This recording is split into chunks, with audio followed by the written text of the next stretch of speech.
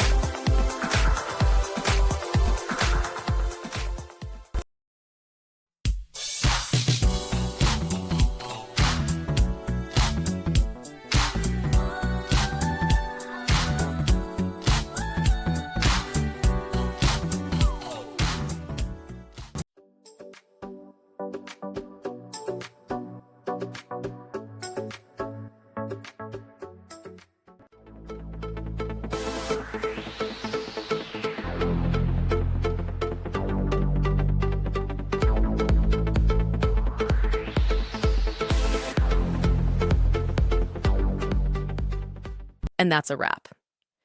I hope you found the answer you were looking for.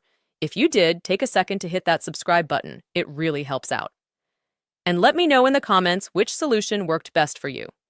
See you next time in the Debug Zone.